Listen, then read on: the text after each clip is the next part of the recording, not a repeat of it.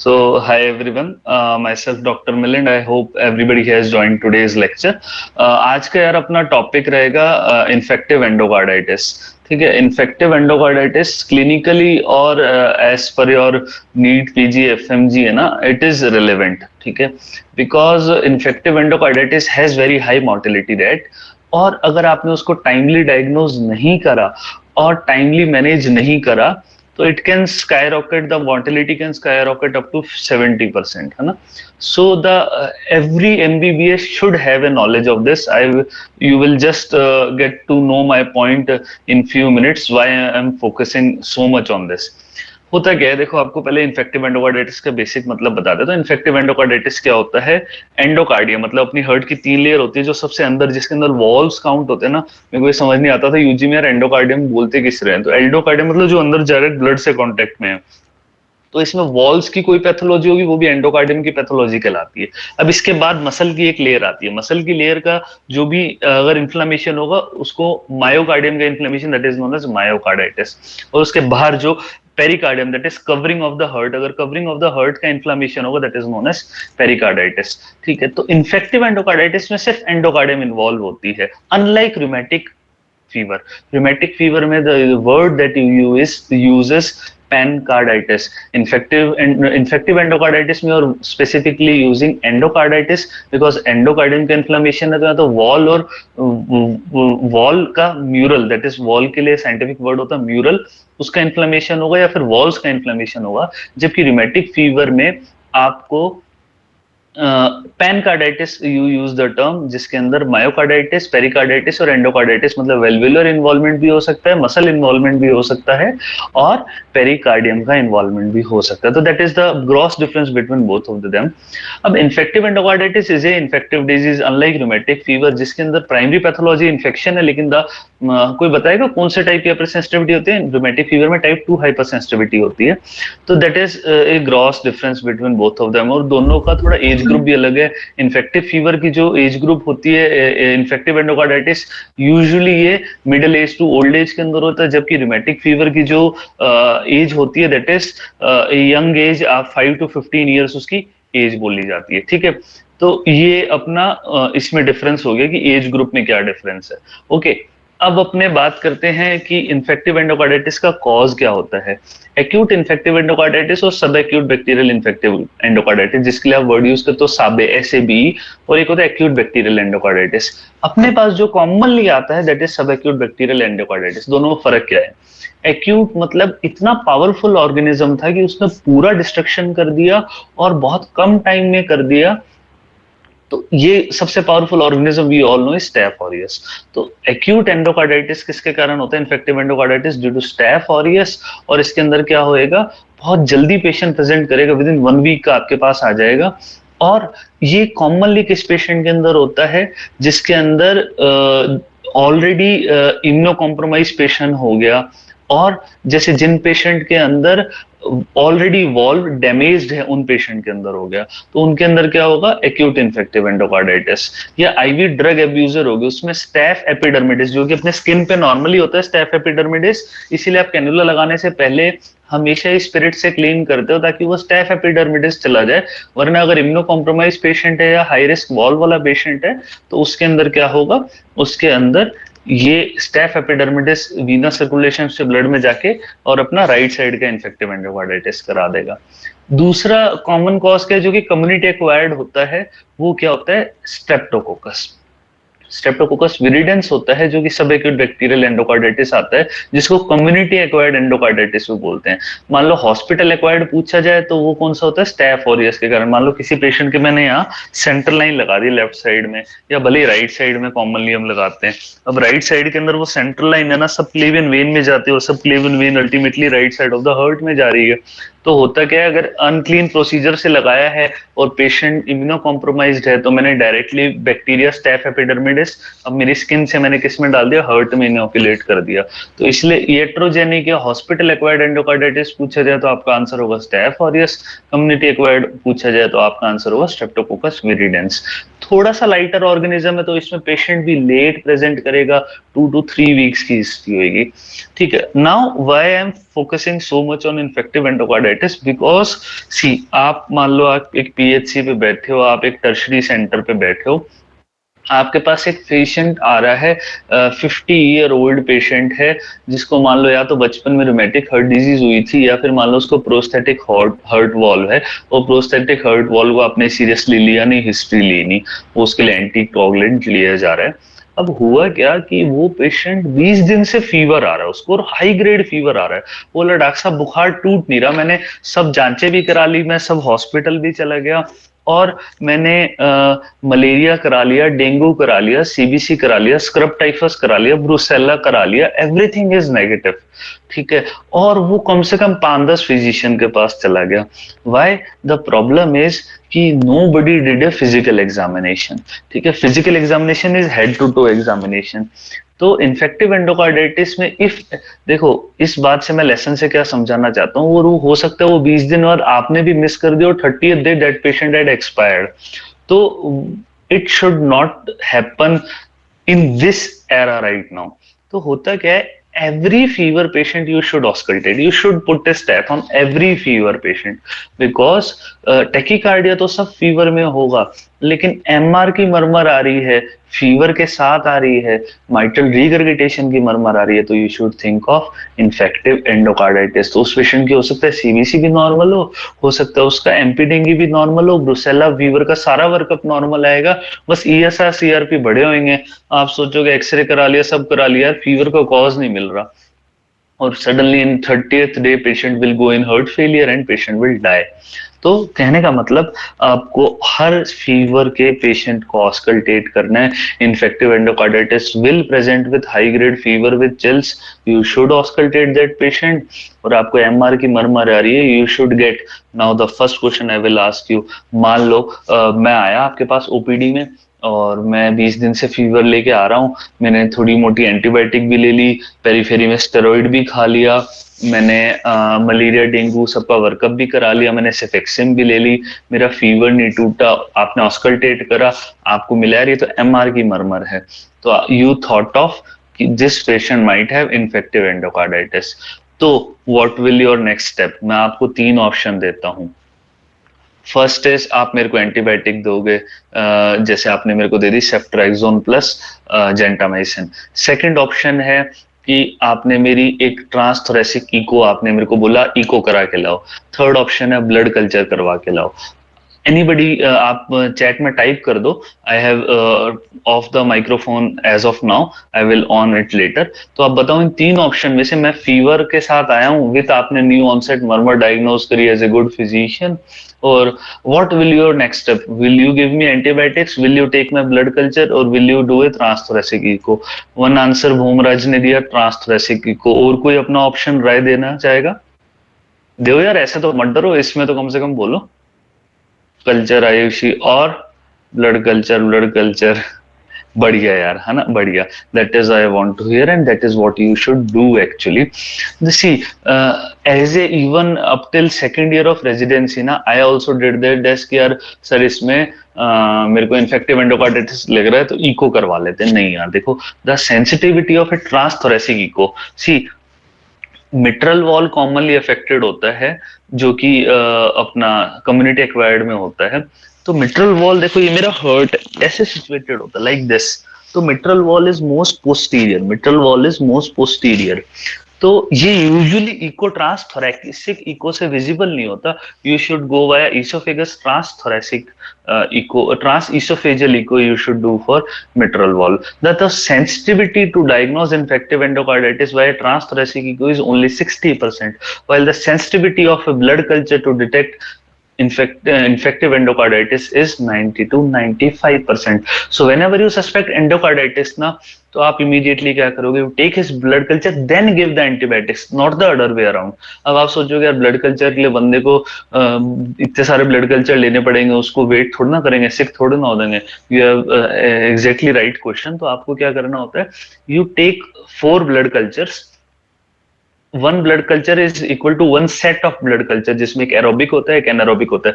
और जो भी मैं बात बता रहा हूँ ना, I will later on show you the video. एक होता है एरोबिक, एक होता है एनारोबिक। आप एक सेट में अलग अलग साइड से हर सेट लेओगे, अलग अलग साइड से हर सेट लेओगे, और फर्स्ट और लास्ट ब्लड कल्चर में एटलीस्ट 1 आवर का डिफरेंस होना चाहिए। तो मान लो आपने अभी लिया 12 बजे, आपने दोपहर के एक ब्लड कल्चर लिया, 12:15 पे दूसरा लिया, 12:30 तीसरा लिया, 12:45 आपने चौथा लिया, और फिर 1 बजे आपने लास्ट मान लो फिफ्थ ब्लड कल्चर ले लिया। तो फर्स्ट और लास्ट में 1 आवर का गैप हो गया, अभी आपका वैलिड होगा, 1 घंटे बाद आप एंटीबायोटिक लगा दो। तो आपसे पूछा जाए इन्फेक्टिव एंडोकार्डाइटिस सस्पेक्ट करो, पहला स्टेप क्या है? पहला स्टेप है blood culture, not echo, not antibiotic. After blood culture you give antibiotic and plan for a trans esophageal echo if you are suspecting that, ठीक है। अब सेकंड, कोई मेरे को बताएगा यार ये मैंने भी गलती करी हुई है, आप बताओ। ब्लड कल्चर का नॉर्मली मलेरिया के अंदर रोल है टाइम के साथ, पीबीएफ का भी रोल है, यूटीआई में टाइम के साथ रोल है। हम जैसे रेजिडेंट होते थे, सेकेंड ईयर होता है, हम फर्स्ट ईयर को बोलते थे जब फीवर आए ना चिल्स के साथ, तब इसका ब्लड कल्चर लेना। Can anybody tell whether infective endocarditis में ऐसी कोई बात है कि जब फीवर आ रहा है तभी लेना है? बहुत इंटरेस्टिंग क्वेश्चन है। यस और नो, जस्ट टेल कि क्या इन्फेक्टिव एंडोकार्डाइटिस के अंदर फीवर की स्पाइक के साथ ही ब्लड कल्चर लेना जरूरी है, ऐसा कुछ है? नो, बिल्कुल सही है ऋषि। जैसा मैंने भी बताया, patient as soon as present ना, you can take the blood culture. Why? The reason is very interesting, because unlike malaria और अनलाइक यूटीआई, जहां फीवर के टाइम एकदम से ऑर्गेनिज्म का ब्लड में रिलीज हो रहा है, तो you only see the organism when fever is occurring. But in infective endocarditis ना, आप इन्फेक्टिव एंडोकार्डाइटिस तो क्या हो रहा है, ये हर्ट है और ये उसका वॉल्व है यहाँ, और ये वॉल तो सारे टाइम ही क्या हो रहा है, ब्लड में नहा रहा है। ये सारे टाइम तो वॉल वॉल क्या हो रहा है, ब्लड में नहा रहा है। तो इसके अंदर जो भी ऑर्गेनिज्म है, दे आर शेडिंग 24 आवर्स, ठीक है। It is a, the word is, it is a endovascular phenomena, because ये सारी चीज वेसल के अंदर 24 आवर्स हैपन हो रही है। So there is no role of spike of the fever. It has occur to me also कि मैंने भी ये गलती करी है गलत इंस्ट्रक्शन देने की। तो आपको हमेशा ध्यान होना चाहिए कि in infective endocarditis there is no role of the timing of fever in taking the blood culture. You can take blood culture any time of the day. The condition is at least 3 sets should be taken. First और last में 1 our का difference होना चाहिए, और अलग अलग विनी puncture side से आपको ब्लड कल्चर लेना है। अब ठीक है, आपने ब्लड कल्चर ले लिया, और नेक्स्ट स्टेप आप क्या करोगे? इको कर लोगे। ट्रांसइसोफेजियल इको फर्स्ट प्रायोरिटी रहेगी। अब यहाँ से आपका डायग्नोस्टिक क्राइटेरिया बनेगा। डायग्नोस्टिक क्राइटेरिया में अपने मेजर पढ़ेंगे, माइनर पढ़ेंगे। मेजर एक अपनों ने डिस्कस कर लेकर ब्लड कल्चर पॉजिटिव है, कितना पॉजिटिव होना चाहिए? एटलीस्ट 2 ब्लड कल्चर पॉजिटिव होना चाहिए, ठीक है। और अगर जो ये है कॉक्सियला है, तो कॉक्सियला का यूजुअली नेगेटिव आता है। अगर उसमें एक भी पॉजिटिव ब्लड कल्चर आ गया ना, तो वी कंसिडर इट रेलेवेंट। तो इसको तो अपने एक पॉइंट मान लेंगे मेजर क्राइटेरिया का। एक मेजर क्राइटेरिया क्या है? Clinical, the word is clinical और सब क्लिनिकल कार्डाइटिस। मतलब या तो आपको ऑस्कल्टेट करने पे आपको नई मरमर मिल रही है, या फिर पुराने वाली मरमर की ग्रेडिंग चेंज हो गई है, then you consider it as clinical carditis. या फिर अगर आपकी जो इको आपने करी है, इको के अंदर आपको एक एब्सेस मिल रही है, या वेल्व पे वेजिटेशन मिल रहा है, then you consider it as subclinical, या यू कैन से आपको इको कार्डियोग्राफिक फाइंडिंग मिल गई। तो 2 मेजर क्राइटेरिया हुए। माइनर क्राइटेरिया क्या है? एक फीवर मोर देन 38 डिग्री। तो मैंने बताया आपके पास जो पेशेंट आएगा ना, वो हमेशा फीवर की हिस्ट्री लेके आएगा, और अगर वो फीवर और शॉर्टनेस ऑफ ब्रेथ के साथ आया, मतलब आप ये मानो कि आपका टाइम अब जा चुका है, patient has gone into failure, left ventricular failure, the chances of survival are very less until unless you are sitting at a very good tertiary center जहां there is a facility of immediate wall replacement, ठीक है। इसीलिए मैं बार बार focus क्या कर रहा हूं, as MBBS graduates we all should be aware कि कोई भी पेशेंट फीवर के साथ आया, you must put your steth on. आपको इको पे रिलाई नहीं करना, आपको स्टैथ पे एमआर की मरमर लग रही है, send blood culture, you give antibiotic, get a transoesophageal echo, otherwise you will miss the patient, और 20-30 डेज के अंदर पेशेंट विल डाई, ठीक है। तो अब अपनी बात आई कि आपने ब्लड कल्चर ले लिया, आपने पॉजिटिव उसको मान लिया, तो 2 क्राइटेरिया फुलफिल हो गए, तो यू कैन स्ट्रेट फॉरवर्ड से इट इज इन्फेक्टिव एंडोकार्डाइटिस। और 1 मेजर और 2 माइनर। माइनर के अंदर क्या आएगा? एक फीवर आएगा, सेकंड आएगा वेस्कुलर फिनोमेना। वेस्कुलर फिनोमेना में क्या होता है, वेसल्स ब्लॉक हुई जा रही है। तो वेसल कहाँ, जैसे मेरे हैंड पे स्प्लिंटर हैमरेज हो गए, पेनलेस हैमरेज होते हैं छोटे छोटे, आई will show you the photos after that. या फिर जैनवे लीजन, हाथ पे जैनवे लीजन हो गए, Janeway lesion are painless lesion, Janeway lesion are painless lesion, ठीक है। उसके अलावा क्या हो सकता है, आपकी कंजक्टिवा, यहाँ कंजक्टिवा पे हेमरेज हो जाए, that is also vascular phenomena. और या फिर ब्रेन में इंफाक्ट हो जाए, ठीक है, आपका यहाँ से एक एम्बुलाई गया और एम्बुलाई जाके यहाँ इतने सारे वॉल के अंदर ऐसे वॉल धड़क रहा था और इसमें छोटे छोटे छोटे छोटे वेजिटेशंस पड़े थे, और ये वेजिटेशंस उस वॉल से थोड़ा थोड़ा निकल के मेरे ब्रेन में चले गए, तो उन्होंने क्या करा दिया, ब्रेन में मेरा सीवीए के साथ मान लो मैं आ गया। या फिर यहाँ से निकल के लंग्स में चले गए और इन्होंने पल्मोनरी इंफार्क्ट करा दिया। तो these all are vascular phenomena. Immunological phenomena, जहां एंटीबॉडी डिपोजिशन हो रहा है एंटीजन के साथ, जैसे आईज में रॉड स्पॉट्स, हैंड्स पे ऑस्लर नोड्स। तो ऑस्लर नोड्स को 3P बोला जाता है, P shaped, painful and palms पे मिलता है यूजुअली, ठीक है। तो दैट इज ऑस्लर नोड्स। और रॉड स्पॉट्स हो गया, और पेशेंट ग्लोमेरुलोनेफ्राइटिस में। तो ये हो गया अपना इम्यूनोलॉजिकल फिनोमिना। और लास्ट होता है माइक्रोबायोलॉजिकल, जिसके अंदर मान लो माइक्रोबायोलॉजी में ब्लड कल्चर कंप्लीट पॉजिटिव आ जाए, मान लो 2 या 2 से ज्यादा पॉजिटिव आ जाए तो यू कंसीडर रेलेवेंट। मान लो 1 पॉजिटिव आ रहा है तो आप उसको उस कैटेगरी में रख देते हो, ठीक है। Minor criteria, these all are criteria, है ना, जिसको अपने मॉडिफाइड ड्यूक्स क्राइटेरिया पढ़ते हैं। इसको चार्ट लेना अच्छी तरीके से, क्वेश्चन आता ही आता है, ठीक है। वैसे रूमेटिक फीवर में क्या होता है, जोन्स क्राइटेरिया होता है। इसके बाद अपने आएंगे किस पे, ट्रीटमेंट में। ट्रीटमेंट में एक सिंपल फंडा ध्यान रखना है, अगर पेशेंट टॉक्सिक लुक है, अंडरलाइंग वॉल डैमेज है, आईवी ड्रग अब्यूजर है, इम्यूनो कॉम्प्रोमाइज्ड है, या राइट साइड का इन्फेक्टिव एंडोकार्डाइटिस है, you should think of staph group, you should think of staph group, whether aureus और वेदर एपिडर्मिडिस। क्यों, क्योंकि एक बात समझो, मान लो मैंने ऐसे ना, ये मान लो पेन है, ठीक है, और इससे मान लो मैं नशा कर रहा हूँ, आईवी ड्रग अब्यूज ले रहा हूँ। अब यहाँ से वेन किसके अंदर जाती है, सुपीरियर वीना केवा, और सुपीरियर वीना केवा कहाँ आती है, right side of the heart पे आती है। तो अगर right side of the heart का इन्फेक्शन है तो इनएविटेबली अपने मानते हैं कि ये स्किन से मैंने जब अपना आईवी ड्रग लिया था तो स्किन में स्टैफ एपिडर्मिडिस या स्टैफ ऑरियस था।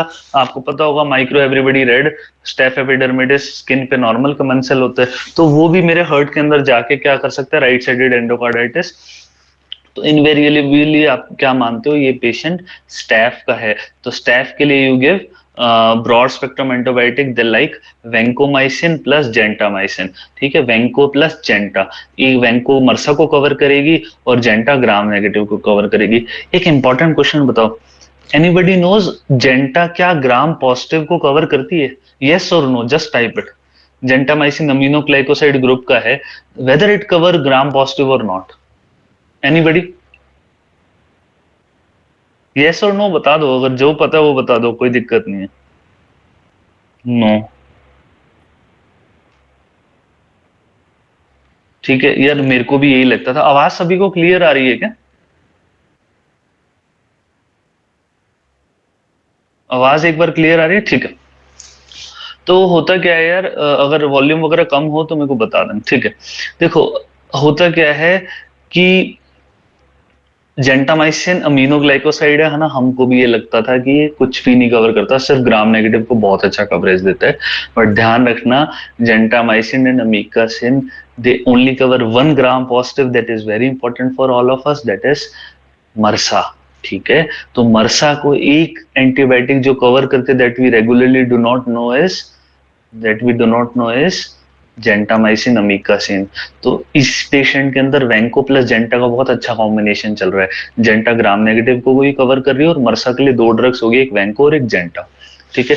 लेकिन अब मान लो मैं आता हूं एक पेशेंट के साथ जो कि एक 3 वीक्स की फीवर की हिस्ट्री लेके आ रहा है, उतना टॉक्सिक नहीं है, 3 वीक्स की हिस्ट्री है, कम्युनिटी से आ रहा है, कोई आईवी ड्रग अब्यूजर नहीं है, राइट साइडेड का इन्फेक्टिव एंडोकार्डाइटिस नहीं है, टीआर की मरमर नहीं आ रही, ट्राइकस्पिड रिगर्गिटेशन की नहीं आ रही, आपको एमआर की आ रही है।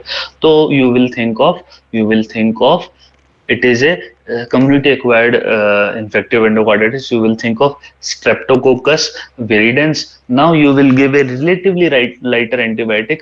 First you will give ceftriaxone, Chandraprakash यार, if you want to ask the question ना, अगर आई एम जस्ट मिसकंफ्यूज, तो आप टाइप कर दो है ना यार। आज at the end of the lecture I will on the microphone for everyone, ठीक है। तो अपने क्या करेंगे कि अगर पेशेंट, वी आर सस्पेक्टिंग कि यार पेशेंट सब एक्यूट एंडोकार्डाइटिस के स्लो प्रोग्रेशन के साथ आया है, लॉन्ग ड्यूरेशन ऑफ फीवर के साथ आया है, कम्युनिटी एक्वायर्ड इन्फेक्शन है, लेफ्ट साइडेड का है, then you think of subacute bacterial endocarditis, streptococcus, थोड़ी सी lighter antibiotic ceftriaxone, then you do the culture. अगर कल्चर में स्ट्रेप्टोकोकस आ रहा है तो यू डू मिक, है ना। अगर आप सबने फर्स्ट ईयर सेकंड ईयर पढ़ा है तो मिक का मतलब क्या होता है, minimum inhibitory concentration. MIC of antibiotic देखते हैं, एक कल्चर प्लेट लेते हैं और उस पर एंटीबायोटिक डालते रहते हैं, देखेंगे कितनी एंटीबायोटिक से वो ग्रोथ रुक रही है। अगर लेस देन 0.1 है, मतलब बहुत सेंसिटिव ऑर्गेनिज्म है, बढ़िया ऑर्गेनिज्म है, सिर्फ सेफ्ट्राइजोन दो, 2 हफ्ते के लिए बंदा मस्त हो जाएगा। लेकिन आप देख रहे हो यार एंटीबायोटिक और डालनी पड़ रही है, मतलब 0.1 से 0.5 है, तो यार आपको 2 एंटीबायोटिक देनी पड़ेगी, थोड़ा नोटोरियस ऑर्गेनिज्म है। तो इसमें सेफ्ट्राइजोन प्लस जेंटामाइसिन 2 वीक्स के लिए देते हो, और उसके बाद सेफ्ट्राइजोन 4 वीक्स तक देते हो। फिर लास्ट होता है यार अपना सेफ्ट्राइजोन, मान लो मिक अगर मोर देन 0.5 है, तो आप सेफ्ट्राइजोन प्लस अमीकासिन या जेंटामाइसिन फॉर 6 वीक्स देते हो कि यार ये काफी रेजिस्टेंट ऑर्गेनिज्म है। या फिर एक अकेली जगह, यूजुअली आप सबने पढ़ा होगा कि यार सेल वॉल सिंथेसिस इनहिबिटर दो एक साथ देने का मतलब नहीं है। जैसे आपको डॉक्टर कभी भी ये नहीं दिया होगा अमोक्सिसिलिन के साथ सिफेक्सिम ले लो, ठीक है, both are cell wall synthesis inhibitor, both are cephalosporin and beta lactams. लेकिन डॉक्टर ने बहुत बार, अगर आपको अलग अलग कोई इलनेस हो रखी होगी, तो they have given like a cefixime with azithro, है ना, बिकॉज एक प्रोटीन सिंथेसिस इनहिबिटर है और एक सेल वॉल सिंथेसिस इनहिबिटर है। तो अकेली ये जगह है जहां दो सेल वॉल सिंथेसिस इनहिबिटर एक साथ दिए जाएगा। अगर मिक 0.5 से ज्यादा है या फिर एंटेरोकोकस ग्रो हो रहा है ना, तो बहुत नोटोरियस ऑर्गेनिज्म है, आप एम्पेसिलिन प्लस सेफ्ट्राइजोन देते हो। अब ये सारा आपको समझ आ जाएगा। अब मैं आपके दिमाग में एक फंडा समझाना चाहता हूँ। होता क्या है, हर इन्फेक्शन का या हर सेप्सिस का मेन ट्रीटमेंट, फटाफट टाइप करके बताओ, क्या सोर्स ऑफ सेप्सिस निकालना इज द मेन ट्रीटमेंट और antibiotic is the main treatment? कोई भी बॉडी में इन्फेक्शन हो गया, सेप्सिस हो गया, तो मेन ट्रीटमेंट क्या है? सोर्स ऑफ सेप्सिस को निकालना है या एंटीबायोटिक देना? टाइप करके बता दो फटाफट। ऐसे मत करो यार, कोई तो बोलो। बिल्कुल सही Prashant, source of infection. See, अब मैं आपको इसका कंसेप्ट समझाता हूँ, why it is important to know for all of you.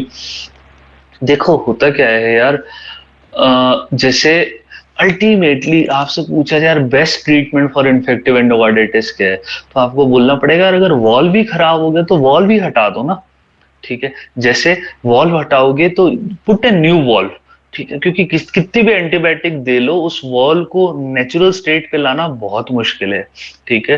तो सेम गोज फॉर, जैसे आपकी अपेंडिक्स खराब होती है, what you do is, appendicitis के कारण भी काउंट्स 30,000 तक पहुंच जाते हैं। तो उसका ये मतलब नहीं होता कि आप एंटीबायोटिक दे के सही करोगे। What you do is, all you have done और नोन इज अपेंडिसेक्टोमी, आप जाके अपेंडिक्स को निकाल लो।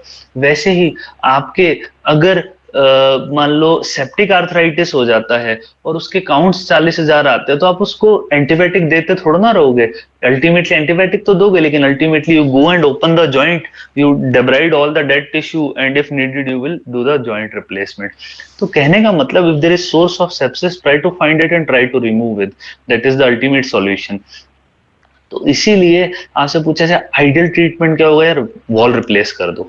लेकिन अभी अभी के लेवल पे डेफिनेटिव इंडिकेशन मैंने 7-8 आपको लिखवाए हुए हैं नोट्स में, I will just show you कि ये 7-8 इंडिकेशन होते हैं। लेकिन आपसे पूछा जाए यार ये पेशेंट है, इन 4 पेशेंट में, मतलब फंगल में भी आपको वॉल रिप्लेसमेंट करना है, फंगल एंडोकार्डाइटिस क्योंकि वो एंटी फंगल से सही नहीं होने वाला, पेशेंट को एब्सेस हो गया वॉल में तो भी आपको सही रिप्लेस करना है। लेकिन द डेफिनेटिव इंडिकेशन मैंने आपको थोड़ी देर पहले बताया था क्या है, अगर फेलियर में पेशेंट आ गया ना तो उसको फर्स्ट प्रायोरिटी दोगे।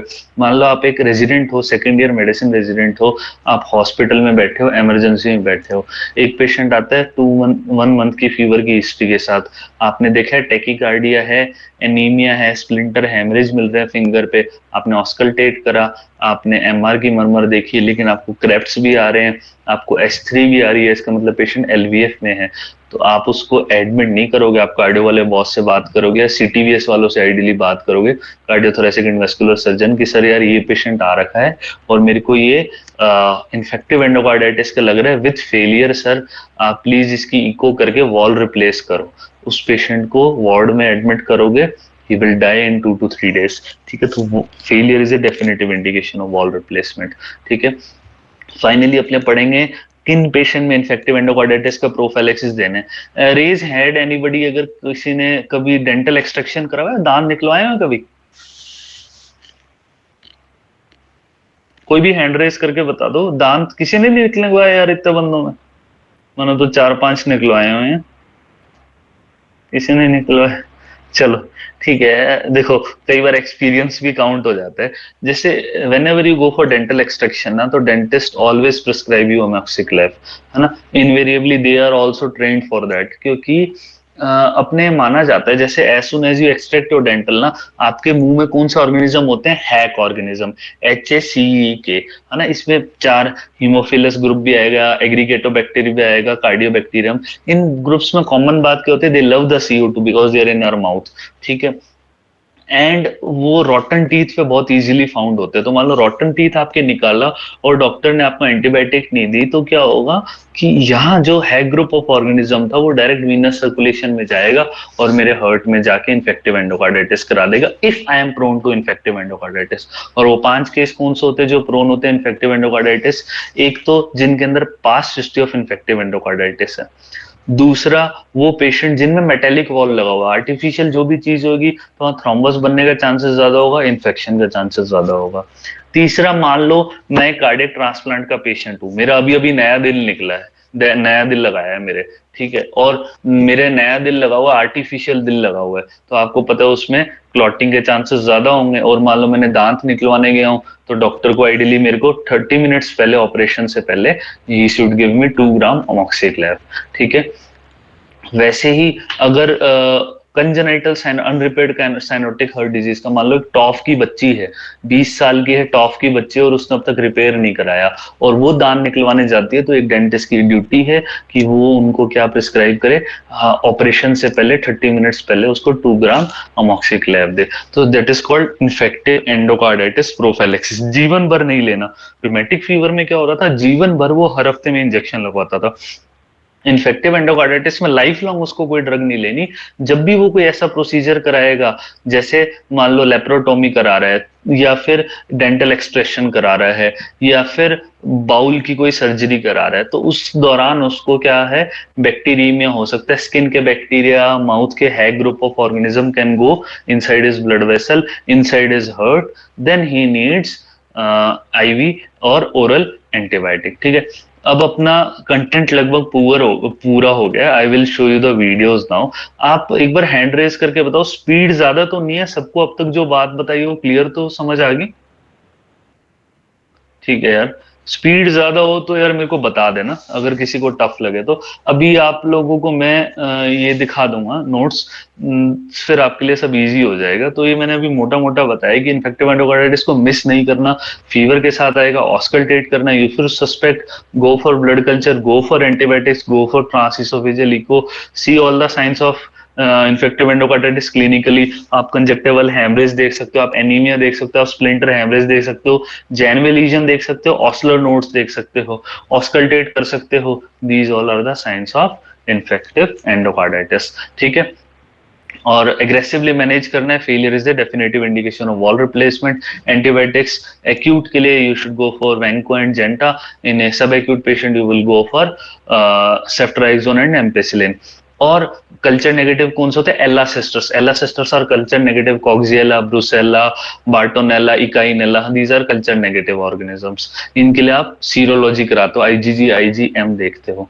ठीक है, और क्या नाम, जो भी आप हमेशा कल्चर का वेट करते हो, अगर कल्चर में जो एंटीबायोटिक आई है, भले वो आपको इंफीरियर लग रही है, लेकिन ऑर्गेनिज्म अगर उससे सेंसिटिव है, जैसे ऑक्सासिलिन, नेफ्सिलिन बहुत बेसिक एंटीबायोटिक है और वैंकोमाइसिन उससे बहुत आगे की है, लेकिन अगर आपका ऑर्गेनिज्म स्टैफ ऑक्सासिलिन नेफ्सिलिन से सेंसिटिव है ना, तो आपको वही देना है बजाय कि वैंको के। अगर रिपोर्ट आ जाती है तो जो रिपोर्ट में एंटीबायोटिक है वही देना है आप। ठीक है, now I will share my screen with you guys. और मैं आपको फटाफट जितना अपनों ने डिस्कस करा है ना, we will quickly go through all the slides for that, ठीक है? तो it will be easy for you people.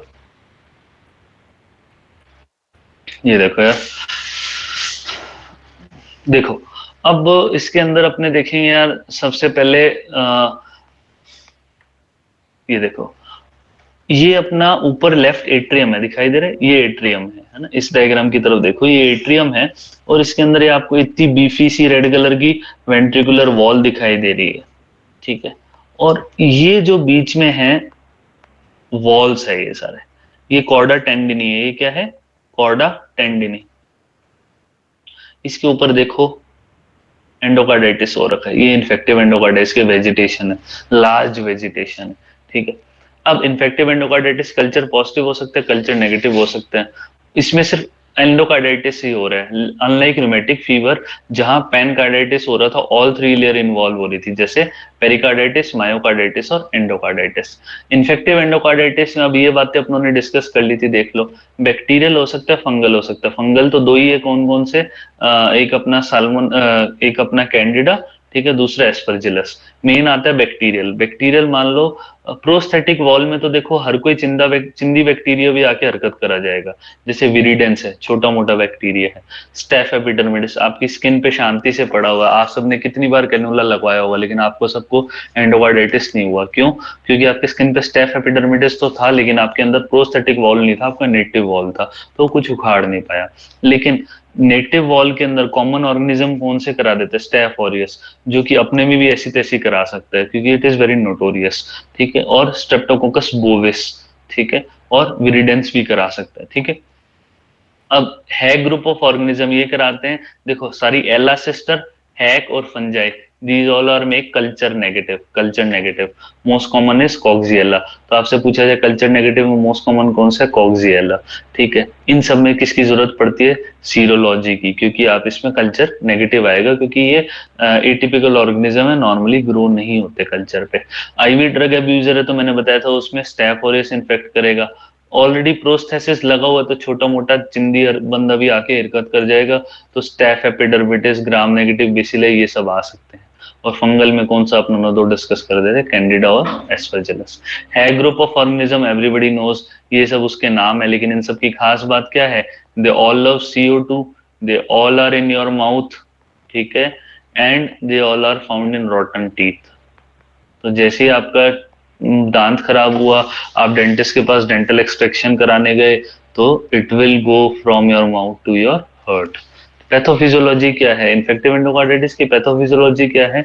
जब भी नेटिव वॉल में तो क्या, मान लो रीगर्गिटेशन हो जाए, मान लो मिटरल वॉल था, नेचुरल मिटरल वॉल है, लेकिन मेरे को RHD हो रखा है और RHD से MR हो रखा है, तो बार बार क्या होता है? रीगर्गिटेशन से, देख रहे हो आपको इस साइड वाला जो वॉल का एरिया होता है ना, रीगर्गिटेशन से डैमेज होता है, और इसके डैमेज से यहाँ आसानी से इन्फेक्शन हो सकता है।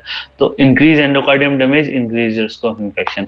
या फिर मैंने लगवाया हुआ प्रोस्थेटिक वॉल्व है, मेरे को मान लो किसी रीजन से पहले RHD था, मेरे को RHD के फाइनल ट्रीटमेंट के लिए मैंने वॉल रिप्लेसमेंट करा लिया, क्योंकि मेरे को सीवियर MS हो गया था। तो अब मैं वहां क्या होगा, एंटीकोगुलेंट ले तो रहा हूँ, फिर भी मेरा थ्रोम्बोसिस ज्यादा होगा, तो इन्फेक्शन आसानी से होगा। डायग्नोसिस मैंने आपको पहली बार बताया, कोई भी patient pyrexia of unknown origin के साथ या अनएक्सप्लेन्ड फीवर के साथ आ रहा है, आपको ऑस्कल्टेट करना है here for any murmur. First test to order if suspect infective endocarditis is blood culture, not echo, क्योंकि ट्रांसथोरेसिक इको की सेंसिटिविटी 60% है, ट्रांस इसोफेजियल की इको की सेंसिटिविटी 90% है। देखो लगभग कल्चर के बराबर है, तो लेकिन ये इन्वेजिव टेस्ट है, इसलिए आप सबसे पहले ब्लड कल्चर ऑर्डर करते हो। कब बोलोगे ब्लड कल्चर पॉजिटिव? अगर 2 ब्लड कल्चर पॉजिटिव है सेम ऑर्गेनिज्म के लिए, और एक ही बहुत है कॉक्सियला के लिए। 1 ब्लड कल्चर में 1 set equal to 1 aerobic plus 1 anaerobic. आप ये ध्यान से देखो, कलर कोडिंग ध्यान रखना, ये ग्रीन वाला जो होता है वो तो एरोबिक के लिए होता है, रेड वाला जो होता है वो एनारोबिक कल्चर के लिए होता है, और येलो कलर वाला पीडियाट्रिक्स के अंदर कॉमनली यूज करा जाता है। ठीक है, ये मैंने गाइडलाइन दे रखी है how to take the blood culture, just go through that when you read this topic ना, ये इंपॉर्टेंट है। अगर आप फाइनल ईयर का पेपर दोगे, अगर कोई भी एमडी फर्स्ट ईयर भी लेसन कर रहा है तो ये कॉमनली आस्क होगा। ये फोटोज आप ध्यान रखो क्योंकि ये पूछी जाती है। Splinter haemorrhage, you can see these longitudinal, ये छोटे छोटे हेमरेज दिखाई दे रहे हैं आपको, ये हेमरेज दिखाई दे रहे हैं longitudinal, these are splinter haemorrhage, these are painless. ऐसे ही ये जेनवल लीजन है, देखो painless on palms and sole, ये दिखाई दे रहा है, ये दिखाई दे रहा है, ये these all are painless. Osler nodes, ये क्या है, पेनफुल है, पेनफुल है on pulp of finger and toes, ये देखो pea shaped, painful and palm पे होता है। ठीक है, ये भी अदर साइन इसी को डिटेल में दिखा रखा है, देखो जेनवल लीजन है, छोटे छोटे लीजन दिखाई दे रहे हैं, splinter haemorrhage, Osler nodes, conjunctival haemorrhage, Roth spots on the retina, और हीमेट्यूरिया किसके कारण, ग्लोमेरुलोनेफ्राइटिस के कारण, ग्लोमेरुलोनेफ्राइटिस के कारण। ठीक है, तो पॉजिटिव ब्लड कल्चर क्या है, तीन एटलीस्ट पॉजिटिव आ जाए। अगर आपने 1 घंटे में सारे ब्लड कल्चर कलेक्ट करें तो तीन कम से कम पॉजिटिव आने चाहिए, लेकिन आपने पूरे 12 घंटे में कलेक्ट करें तो उनमें 12 घंटे में 2 भी पॉजिटिव है ना, तो रेलेवेंट मानेंगे। मतलब जितने जल्दी ब्लड कल्चर कलेक्ट करें ना उतना कम रेलेवेंस होगा, और लंबे ड्यूरेशन में कलेक्ट करें तो वो ज्यादा रेलेवेंट माना जाता है। कॉक्सियला में सिर्फ एक ब्लड कल्चर भी रेलेवेंट माना जाता है। एविडेंस ऑफ एंडोकार्डियन इन्वॉल्वमेंट, मैंने बताया था, या तो क्लिनिकली आप अपने खुद के क्लिनिक पे बैठ के देखोगे, तो नई मरमर आ रही है, पुराने की ग्रेडिंग या करेक्टर चेंज हो गया है, या फिर आपको इको में क्या दिख रहा है, इको में देखो, यहां ध्यान से देखो, ये इको में आपको क्या दिखाई दे रहा है, ये let me show you with this,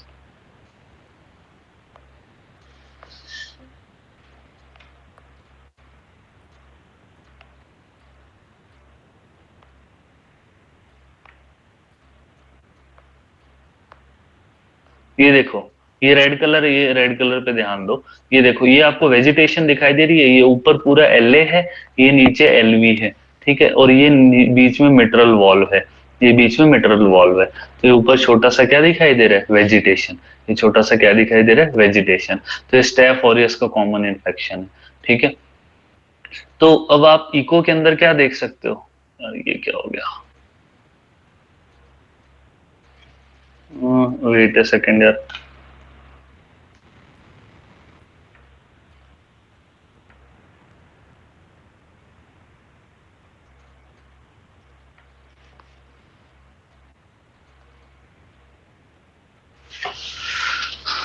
wait a second here, let me adjust this.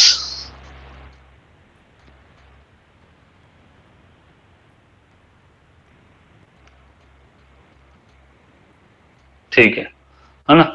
अब देखो, तो अपनों ने क्या देखा, इको के अंदर या तो आपको क्या दिखे, ऑसिलेटिंग कार्डियक मास दिखे, जैसा इस फोटो में मैंने दिखाया था आपको। ठीक है, या फिर आपको वॉल्व के अंदर एब्सिस ही दिख जाए, या फिर डायसेंस ऑफ वॉल दिख जाए, तो ये सब क्या इको की फाइंडिंग है ना। आपको बस इतना पता होना चाहिए आपके लेवल पे कि इको या तो पॉजिटिव या फिर नई मरमर आ रही है, you should think of infective endocarditis. और फर्स्ट क्राइटेरिया क्या था, पॉजिटिव ब्लड कल्चर, जिसमें अगर 1 घंटे में सारे ब्लड कल्चर लिए तो कम से कम 3 पॉजिटिव होने चाहिए, 12 घंटे में लिए तो कम से कम 2 पॉजिटिव होने चाहिए।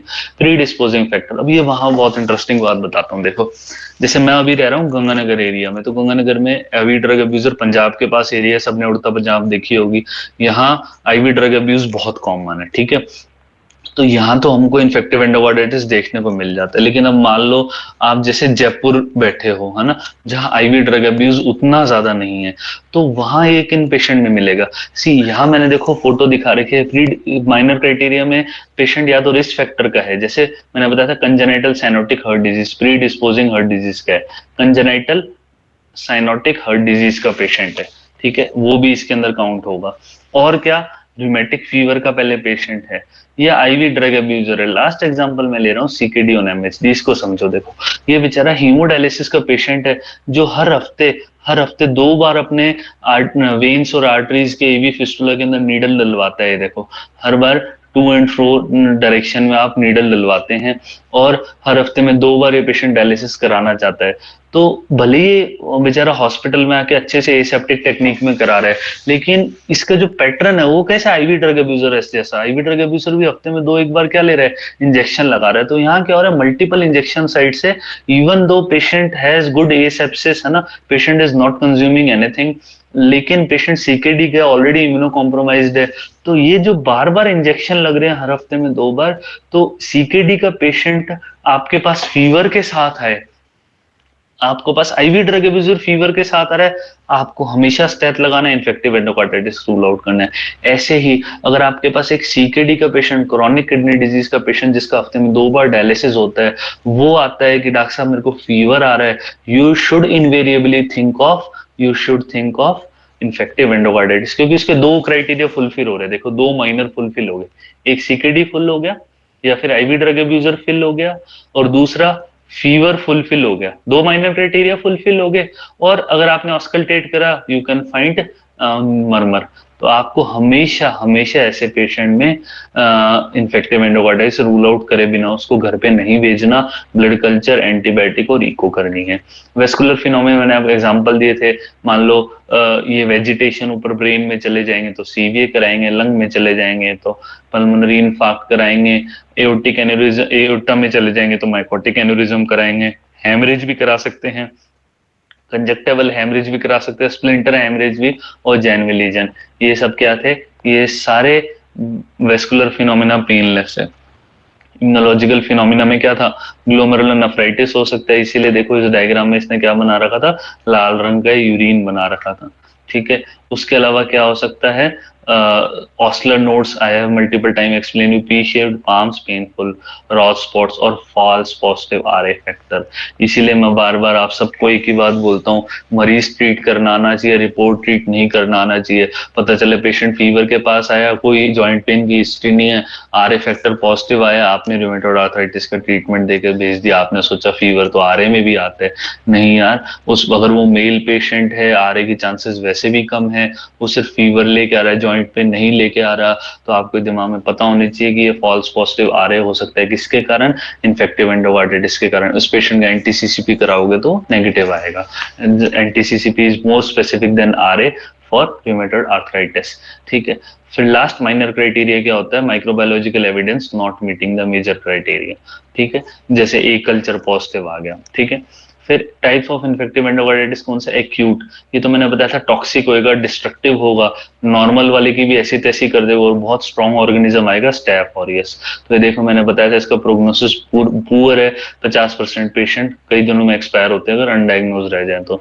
जबकि सब एक्यूट वाला ऑलरेडी इन्फेक्टिव हर्ट में आएगा, ढीले ढाले ऑर्गेनिज्म जैसे स्टेफ विरिडेंस से अफेक्टेड होके आएगा, कई महीनों का ट्रीटमेंट इसमें चलेगा, और most patient recover with therapy. ठीक है, आईवी ड्रग एब्यूजर में पॉजिटिव ऑर्गेनिज्म क्या है, स्टेफ ऑरियस, और आईवी ड्रग एब्यूजर में वेन से जा रहा है तो कौन सा साइड एंडोकार्डाइटिस होगा, राइट साइडेड, ट्राइगस्पिड रिगर्गिटेशन, टीआर होगा। Mitral valve most commonly involve है, ओवरऑल मैंने बताया था लेफ्ट साइड में कॉमन होता है, तभी अपने इको यूज नहीं करते क्योंकि लेफ्ट साइड के अंदर कौन होगा, left side is posterior structure, mitral valve is posterior structure, तो वो ट्रांसइसोफेजियल इको में ही दिख पाएगा, ट्रांसथोरेसिक में मुश्किल से दिखेगा, तो एमआर कॉमन होता है। ठीक है, फिर इसीलिए मैंने आपको कॉन्सेप्ट बताना चाह रहा था, रीगर्गिटेंट लीजन में मैंने बताया था एंडोकार्डियम का डिस्ट्रक्शन ज्यादा होता है, इसीलिए एमआर के अंदर ज्यादा कॉमन मिलता है क्या, इन्फेक्टिव एंडोकार्डाइटिस। एमएस में आप पढ़ते हो बहुत ज्यादा रेयर होता है, तो कभी भी एमएस नहीं बोलना है। ईसीजी में हार्ट ब्लॉक हो सकता है, इन्फेक्टिव एंडोकार्डाइटिस में भी हो सकता है, रूमेटिक फीवर में भी हो सकता है। ट्रीटमेंट क्या करना है, सबसे पहले ब्लड कल्चर लेना है, 3 set before the antibiotics. In acute presentation आपको लग रहा है एक्यूट है या फिर रूमेटिक फीवर का है या फिर आईवी ड्रग एब्यूजर है, सीकेडी का पेशेंट है, तो आपको न्यू मरमर आ रही है, फीवर के साथ है, आपको स्टैफ सोचना है।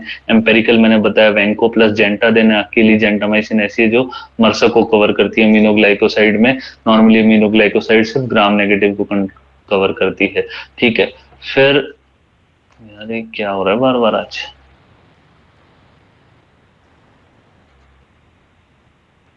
ठीक है, अगर फीवर 2 वीक्स का है, कोई रिस्क फैक्टर नहीं है, न्यू ऑनसेट मरमर के साथ आ रहा है, मतलब आप सोच रहे हो यार ये तो सब एक्यूट प्रेजेंटेशन है, तो आपको क्या सोचना है, स्ट्रेप्टोपिरिडेंस, आपको एम्पेरिकली क्या देना है, सेफ्ट्राइक्सोन या फिर एम्पिसिलिन, कोई भी एक दे दो। अब मान लो कल्चर रिपोर्ट 3 आती है, अगर मिक लेस देन 0.1 आता है तो आपको क्या देना है, सिर्फ सेफ्ट्राइक्सोन, 2 हफ्ते के लिए पेशेंट सेट हो जाएगा।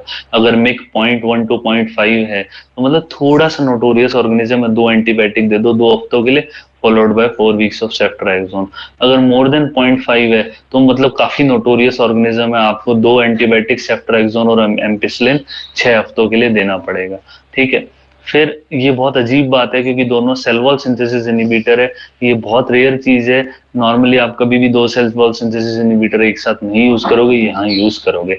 अगर स्ट्रेप्टोकोकस गैलोलिटिकस या जिसको बोला जाता है बोविस है या क्लोस्ट्रीडियम सेप्टिकम, इसका कल्चर पॉजिटिव आता है तो आपका नेक्स्ट स्टेप पूछा जाता है बहुत बार, अगर टफ क्वेश्चन बनाएंगे कि अगर इन्फेक्टिव एंडोकार्डिटिस का पेशेंट है, स्ट्रेप्टोकोकस बोविस मिल गया तो नेक्स्ट स्टेप क्या करोगे, कोलोनोस्कोपी, क्योंकि ये इन्फेक्शन क्या करते हैं, कोलोन कार्सिनोमा, ये इन्फेक्शन क्या करते हैं, कोलोन कार्सिनोमा। कोई ग्रुप में एक बार फटाफट बताएगा, कोई इन्फेक्टिव कैंसर का एग्जांपल बताएगा, ऐसे कैंसर जो इन्फेक्टिव ईटियोलॉजी से होते हैं, एनीबडी नोस, किसी को तो पता होगा यार, ऐसे मत करो। माल्ट लिम्फोमा, बिल्कुल सही Ayushi, malt is very good example. और वन इज इप्सिड नेजोफेरेंजियल कार्सिनोमा, बिल्कुल सही। वन इज सबसे इंपॉर्टेंट, आप सबको पता होना चाहिए, एचपीवी, ह्यूमन पेपिलोमा वायरस। ठीक है। स्टमक कार्सिनोमा, बहुत सही पॉइंट बोला Ayushi, H pylori is responsible for C A duodenum and C A stomach. ठीक है। तो इन्फेक्टिव कॉजेज ऑफ कैंसर आपको पता होना चाहिए, एप्स्टीन बार वायरस होता है जो कि बर्किट लिम्फोमा भी करा देता है अफ्रीकन पेशेंट के अंदर। ठीक है। Now come back to the point again, अगर पेशेंट का प्रोस्थेटिक वॉल्व है तो आपको कौन सी ड्रग ऐड करनी है, रिफाम्पिसिन। इसके बारे में भी ध्यान रखो, रिफाम्पिसिन क्या होती है, बॉडी की हर जगह चली जाती है, इसीलिए आपने सुना होगा जब रिफाम्पिसिन शुरू करते हैं तो ऑरेंज कलर आता है, रेड कलर आता है, पेशेंट का यूरिन का, टीयर्स का, नेजल सिक्रीशन का, सब, और स्वेटिंग का, सबका कलर लाल हो जाता है, तो आपको पेशेंट को एक्सप्लेन करना पड़ता है। तो ये बॉडी में कहीं भी चली जाती है, इसीलिए प्रोस्थेटिक वॉल्व को भी पेनिट्रेट करना, मान लो आपके पेशेंट के प्रोस्थेटिक वॉल्व लगा हुआ था, उसको इन्फेक्टिव एंडोकार्डाइटिस हो गया, तो अब आप एंटीबायोटिक में क्या ऐड करोगे, रिफाम्पिसिन, क्योंकि रिफाम्पिसिन उसके वॉल तक जाएगी, बाकी सारी एंटीबायोटिक्स ब्लड में घूमती रहेगी। अगर कल्चर नेगेटिव है तो आपको तो फंगल के बारे में सोचना है, या फिर एला सिस्टर्स के बारे में, कॉक्सियला, बार्टोनेला, ब्रुसेला, या फिर हैक ऑर्गेनिज्म के बारे में। हैक ऑर्गेनिज्म के बारे में मैंने आपको बताया था, माउथ के अंदर होते हैं, CO2 को पसंद करते हैं, और जैसे ही रॉटन टीथ होंगे ये डेंटल एक्सट्रैक्शन के बाद क्या करा देंगे, एंडोकार्डाइटिस। ठीक है। रिफाम्पिसिन देखो पूरी फार्मा में एक ही जगह जहां अकेली यूज होती है, निसीरिया प्रोफाइलेक्सिस, आपने पढ़ा होगा, निसीरिया मेनिंजाइटिस होता है तो वहां जो पेशेंट क्लोज कांटेक्ट में था, डायरेक्ट सिक्रीशन, जिसके ओरल सिक्रीशन आ रहे थे, उस पेशेंट में क्या, या नेजल सिक्रीशन आ रहे थे, उनमें क्या यूज करोगे, रिफाम्पिसिन। और अगर पेशेंट प्रेग्नेंट है तो क्या यूज करोगे, सेफ्ट्राइक्सोन। तो नॉर्मली रिफाम्पिसिन को हमेशा मल्टीपल ड्रग्स के साथ यूज करा जाता है, अकेली नहीं यूज करा जाता, क्योंकि अकेले is not a good drug, लेकिन एक ही जगह जहां यूज करा जाता है वो निसीरिया प्रोफाइलेक्सिस का है। प्रोफाइलेक्सिस के इन्फेक्टिव एंडोकार्डाइटिस के इंडिकेशन ये रट लेना, ठीक है, ये इंपॉर्टेंट है ही है। तो प्रोफाइलेक्सिस का इंडिकेशन क्या है, या पेशेंट को पहले हिस्ट्री मेटालिक वॉल्व की, पहले हिस्ट्री इन्फेक्टिव एंडोकार्डाइटिस की, या उसके मेटालिक वॉल लगा हुआ है, या अनरिपेयर्ड कंजेनिटल हार्ट डिजीज है, ट्रांसप्लांट है, कौन सा ट्रांसप्लांट है, कार्डियक ट्रांसप्लांट हो रखा है उसको। तो इन सब में बेसिकली यही बात बोलना चाह रहा है, डिफेक्टिव हार्ट है, ये फ्रैक्चर का साइन होता है, तो डिफेक्टिव हार्ट, हार्ट में खराबी है, इन्फेक्टिव एंडोकार्डाइटिस हो रखा है, आर्टिफिशियल वॉल लग रखा है, वॉल भी खराब है, या फिर नया हर्ट है, तो ये these heart are prone to infection.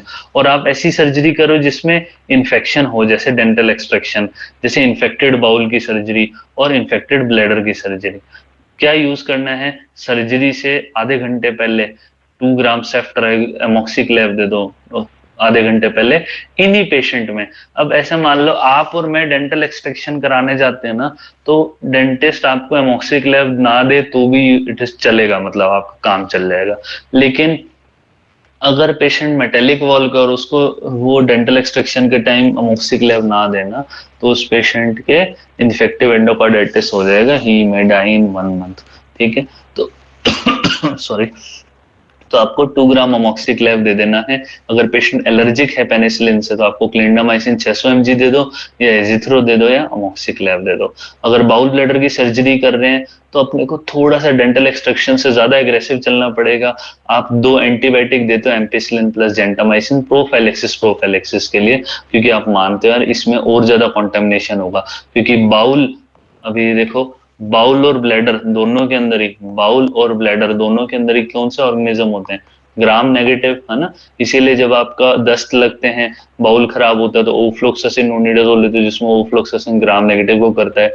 Bladder आपकी यूटीआई हो जाता है या सिस्टाइटिस हो जाता है, तो डॉक्टर आपको लीवोफ्लॉक्स देता है, क्योंकि वो ग्राम नेगेटिव को कवर करता है। तो इसीलिए आपको इसमें ग्राम नेगेटिव के लिए जेंटामाइसिन देनी है, साथ में एम्पिसिलिन देनी है। Most definitive indication of valve replacement में बताया सीएचएफ है, बाकी भी है ही है, प्रोस्थेटिक वॉल का इन्फेक्शन हो गया, एब्सिस हो गया, फंगल हो गया, ये सब मैंने यहाँ लिखे हुए हैं, लेकिन आपको ये बात पता होनी चाहिए कि सीएचएफ में देना ही देना है। अदर मिमिकर्स ऑफ इन्फेक्टिव एंडोकार्डाइटिस क्या है, जो कि वैसे लगते हैं लेकिन वो है नहीं। जैसे देखो, पहला एग्जांपल है रूमेटिक फीवर, छोटे छोटे वेजिटेशन हो रखे हैं वॉल के ऊपर, दैट इज रूमेटिक फीवर। ये पैथो का अपना डायग्राम है, रॉबिन्स का। ठीक है, at the line of closure. Infective endocarditis के अंदर देखो, बड़े बड़े वेजिटेशन हो रहे हैं। आपको जब पहली पिक्चर इसी की थी, लार्ज इरेगुलर डिस्ट्रक्टिव वेजिटेशन है, और ये देखो ये कहाँ तक एक्सटेंड हो रहे हैं। ये देखो, ये कॉर्डा टेंडिनी तक जा रहे हैं। कॉर्डा टेंडिनी नॉर्मल थी, यहाँ कॉर्डा टेंडिनी रप्चर होती है, इसीलिए पेशेंट फेलियर के साथ आता है। फिर देखो last, non bacterial thrombotic endocarditis, NBT, many vegetation at the line of closure, लेकिन लार्जर होते हैं और ये डिस्ट्रक्टिव नहीं होते। और लास्ट है लिबमेन सेक्स एंडोकार्डाइटिस, एसएलई के पेशेंट के अंदर एंडोकार्डाइटिस मिलेगा। देखो दोनों साइड, वॉल के दोनों साइड आपको मिलेंगे, ये और ये दोनों साइड मिलेंगे लिबमेन सेक्स। तो कहने का मतलब, या तो वो इम्यूनोलॉजिकल है जैसे रूमेटिक हार्ट डिजीज में स्मॉल होंगे at the line of closure, या वो लार्ज डिस्ट्रक्टिव है जैसा इन्फेक्टिव एंडोकार्डाइटिस। ये दोनों एक ही कैटेगरी में आते हैं। जहां नॉन इन्फेक्टिव एंडोकार्डाइटिस होगा, मतलब वॉल नॉन इन्फेक्टिव ईटियोलॉजी से अफेक्टेड है। अगर वो ऑटोइम्यून ईटियोलॉजी है, तो उसको लिबमेन सेक्स बोल दिया। और अगर वो मेलिग्नेंसी के कारण या फिर हाइपर कोगुलेबल स्टेट के कारण क्लॉटिंग होगी उस वॉल के ऊपर, तो उसको NBT, non bacterial thrombotic endocarditis, जिसको क्या बोलते हैं, मेरेंटिक एंडोकार्डाइटिस। किसमें कॉमन है, जहां भी प्रोकोगुलेंट स्टेज होती है, adenocarcinoma ovary, gut carcinoma, AML एम3, इन सब में प्रोकोगुलेंट स्टेज होती है। Hypercoagulable state, vegetation on the line of closure. Non infective endocarditis का एग्जांपल एक और कौन सा है, एसएलई के अंदर लिबमेन सेक्स एंडोकार्डाइटिस। तो अगर एसएलई के पेशेंट न्यू ऑनसेट मरमर के साथ आ रही है, आपको यही सोचना है, इन सब में एंटीबायोटिक देने का कोई रोल नहीं है, आपको क्या करना है, वेल्वुलोप्लास्टी करनी है। ठीक है, तो यार ये अपना है ना आज का लेक्चर, इसमें मैक्सिमम लगभग अपना कंप्लीट हो चुका है। ठीक है, और आई होप यार एवरीबॉडी का, सभी का इसके बारे में थोड़ा सा बेटर अंडरस्टैंडिंग हुई है। ठीक है, थोड़ा सा स्पीड से चले थे, लेकिन as I think everybody of you has catched up very well. तो आई थिंक यार आपको समझ आया गया होगा। We will like wait for 2 minutes, then we will discuss all our doubts यार। ठीक है।